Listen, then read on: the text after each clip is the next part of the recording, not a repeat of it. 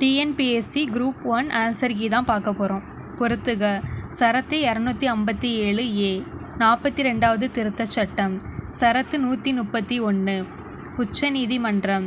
ஷரத்து 245 1 மாநில அதிகார வரம்பு. சரத்து 275 மாநில உதவி.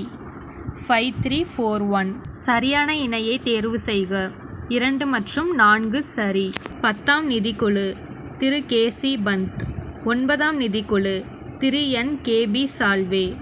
ஊராட்சிகளின் நிதி நிலைமைகளை சீராய்வு செய்யும் அதிகாரம் இந்த அரசியல் சாசன விதியின் கீழ் செய்யப்படுகிறது. அரசியல் சாசன விதி 243 ஐ. மாநில சட்டமன்ற உறுப்பினர் தகுதிகள் குறித்து பின்வரும் கூற்றுகளில் எது உண்மை? 1 மற்றும் 2 மட்டும். 25 வயது நிரம்பியவர்கள் சட்டப்பேரவைக்கு தகுதியானவர்கள். 30 வயது நிரம்பியவர்கள் சட்ட மேலவைக்கு தகுதியானவர்கள்.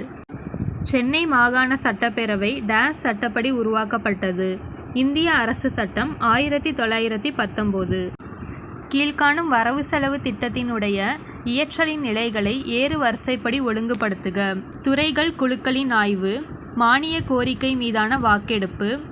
நிதி ஒதுக்கீட்டு மசோதா நிறைவேற்றம். நிதி மசோதா நிறைவேற்றம். 4132. பின்வருவனவற்றுள் குடியரசுத் தலைவருக்கான வாக்காளர் குழாம் குறித்தவற்றுள் சரியானது எது?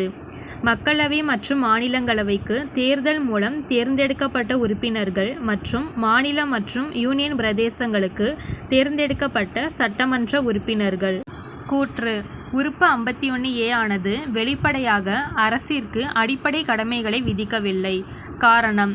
குடிமக்கள் ஒவ்வொருவருக்கும் உள்ள கடமைகளின் தொகுப்பே அரசின் கடமைகளாகும். கூற்று சரி, ஆனால் காரணம் தவறு. கீழ்கண்ட அடிப்படை உரிமைகள் தொடர்பான அரசமைப்பு விதிகளுள் சரியாக பொருத்தப்படாத இணை எது? 2 மற்றும் 3 மட்டும். அரசியலமைப்பு விதி 21 கல்வி உரிமை. அரசமைப்பு விதி 34 அடிப்படை உரிமைகளில் மாற்றம் செய்யும் நாடாளுமன்றத்தின் உரிமை.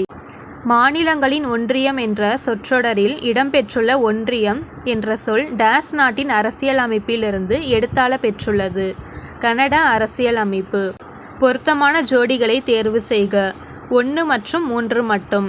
உயர் நீதிமன்றங்களின் குறிப்பிட்ட நீதி பேராணைகளை பிறப்பிக்கும் அதிகாரம் விதி 226. 2 அல்லது அதிக மாநிலங்களுக்கு பொதுவான உயர்நீதிமன்றம் அமைத்தல் விதி 231.